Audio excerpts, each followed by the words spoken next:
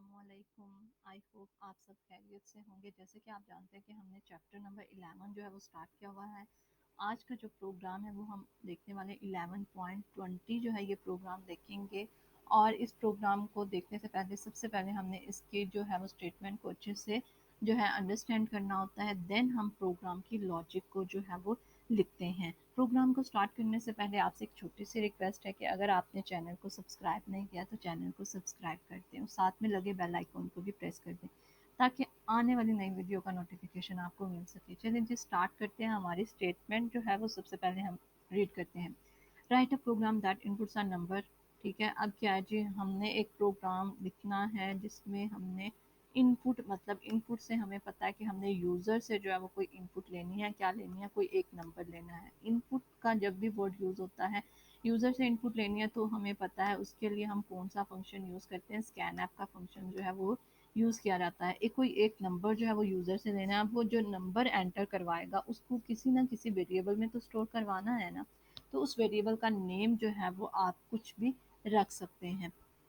And display करवाना है। Display का जब भी वर्ड यूज़ होता है तो हमें पता है कि हमने प्रिंट ऐप का फंक्शन जो है वो यूज़ करना होता है। प्रिंट ऐप का फंक्शन से को यूज़ करते हुए हम उसकी आउटपुट जो है वो स्क्रीन पर शो करवाएंगे। वेदर इट इज़ इवन और odd by using logical operator.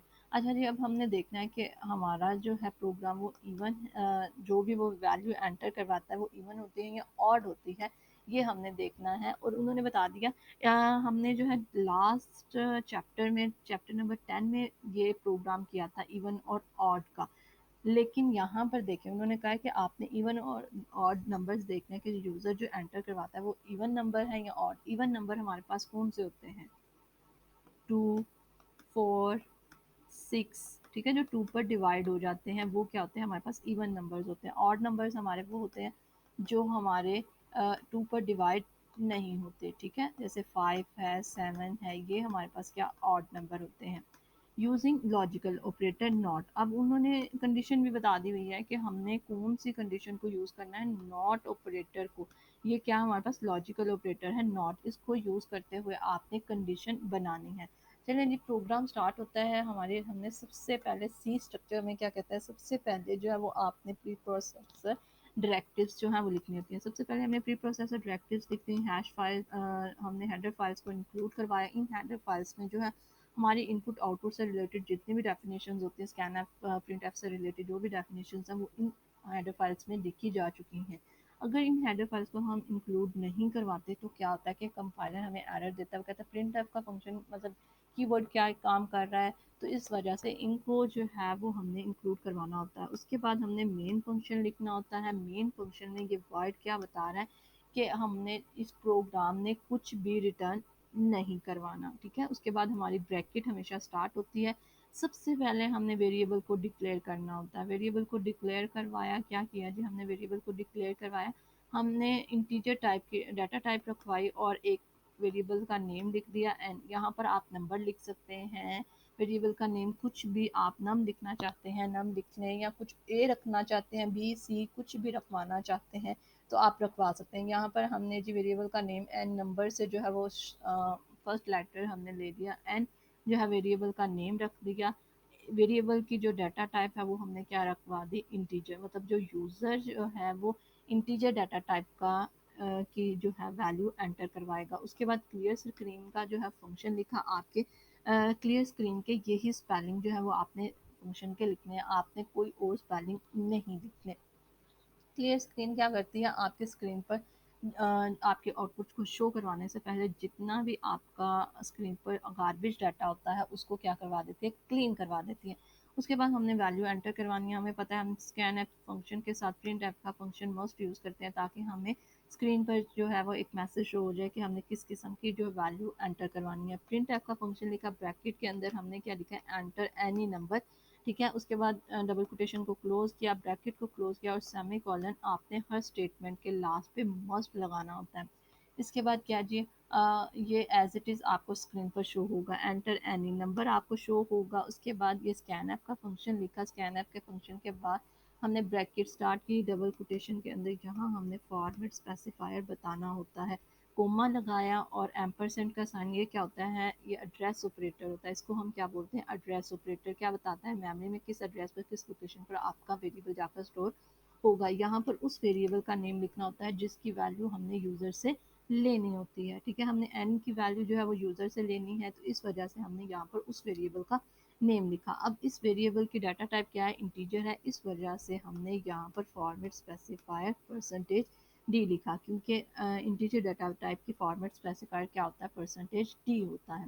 उसके बाद हमारी कंडीशन स्टार्ट हुई। अब कंडीशन को लिखने का हमें पता है, इफ की स्टेटमेंट को लिखने का क्या सिंटैक्स है। सबसे पहले हमने इफ का कीवर्ड लिखना होता है और ब्रैकेट, इफ का कीवर्ड लिखा और ब्रैकेट के अंदर जो है वो हमने कंडीशन बतानी होती है। ठीक है, उसके बाद हम इसका एल्स पार्ट लिखते हैं। ठीक है, अगर एल्स के बाद हम एक और कंडीशन चेक करना चाहते हैं तो एल्स के बाद इफ लिखते हैं, क्योंकि हर इफ का एल्स पार्ट मस्ट होता है। अब इस इफ का एल्स पार्ट जो है वो मस्ट होगा। अब हमने कंडीशन क्या बताई जी, हमें पता है कि जो भी हमारे पास वैल्यू आएगी, जो भी नंबर आएगा, अगर वो पूरा पूरा टू पे डिवाइड हो जाता है, ठीक है, उसका यहाँ पर हमने क्या लिखा हुआ है, N mod two is equal to zero. Mod मतलब हमारा रिमाइंडर अगर ज़ीरो आ जाता है तो इसका मतलब है कि ये वैल्यू जो, फॉर एग्जांपल अब यूज़र ने क्या एंटर करवाया, 20, 20 एंटर करवाया। जब इसको हम 2 से डिवाइड करेंगे तो हमारे पास क्या आ जाता है जी, रिमाइंडर क्या आता है हमारे पास, यहाँ पर ज़ीरो आता है। ठीक है, अब यहाँ पर रिमाइंडर हमारा ज़ीरो, ये मोड हमने दिया है। ठीक है, रिमाइंडर हमारा जब भी ज़ीरो आएगा तो इसका मतलब है कि ये नंबर जो है वो इवन नंबर है। ठीक है, ये देख लें, ये नंबर क्या होगा, इवन नंबर होगा। ये कंडीशन तो हमने पहले भी यूज़ की हुई है। ठीक है, लास्ट प्रोग्राम्स में जो है ये इवन ऑड का जो है हमने प्रोग्राम किया हुआ है, ये कंडीशन हमने वहाँ पे भी यूज़ की थी। लेकिन उन्होंने बोला कि नॉट ऑपरेटर को आपने यूज़ करना है। अब नॉट, अगर आपने लॉजिकल ऑपरेटर्स का लेक्चर नहीं लिया हुआ तो आप उस लॉजिकल ऑपरेटर का लेक्चर जो है वो मस्त ले लें, ताकि आपको पता चले कि नॉट का ऑपरेटर जो है वो किस तरह काम करता है। लॉजिकल ऑपरेटर पर जो है वो डिटेल से जो है हमारे पास लेक्चर तैयार है, आप वो देख सकते हैं। अब लॉजिकल ऑपरेटर जो है नॉट, इसको ये कौन सा ऑपरेटर है, नॉट का ऑपरेटर है। ठीक है, अब नॉट का ऑपरेटर क्या करता है कि जब भी हमारे पास कंडीशन कंडीशन ट्रू आती है तो उसको क्या, नॉट का ऑपरेटर है तो उसको उलट कर देता है। अगर कंडीशन ट्रू है तो उसका रिजल्ट क्या आएगा, हमारे पास फॉल्स आएगा। और अगर कंडीशन हमारी फॉल्स है तो उसका रिजल्ट हमारे पास क्या आता है, ट्रू आता है। ठीक है, ये बात आपने याद रखनी है कि नॉट का ऑपरेटर क्या करता है कि अगर हमारी कंडीशन ट्रू हो जाती है तो उसके रिजल्ट को क्या कर देता है, फॉल्स कर देता है। और अगर हमारी कंडीशन फॉल्स होती है तो उसके रिजल्ट को क्या कर देता है, ट्रू कर देता है। अब देखें, अब मैंने इस कंडीशन के साथ ही नॉट का ऑपरेटर लगाया। ठीक है, अब जब ये मेरी कंडीशन ट्रू होगी ना, यहाँ पे जब उसने 20 एंटर करवाया तो ये मतलब कंडीशन मेरी थी, ये वाली ट्रू थी। लेकिन इस नॉट ऑपरेटर की वजह से ये कंडीशन का रिजल्ट मेरा क्या आएगा, फॉल्स आ जाएगा। ठीक है, बात समझ आई। हमारा नॉट ऑपरेटर क्या करता है, उल्टा देता है। अगर हमारी कंडीशन ट्रू है तो उसको फॉल्स कर देगा, अगर फॉल्स है तो उसका रिजल्ट क्या कर देगा, ट्रू कर देगा। अब ये नॉट ऑपरेटर ने इस ट्रू को फॉल्स कर दिया। जैसे ये कंडीशन फॉल्स हुई, उसने बताया कि ये कंडीशन फॉल्स है, तो हमने क्या करवाना है कि यू एंटर्ड ऑड नंबर। ठीक है, आपने क्या किया कि आपने बता दिया, आपके प्रिंट एफ फंक्शन के थ्रू आपने स्क्रीन पर शो करवा दिया कि यू एंटर्ड ऑड नंबर।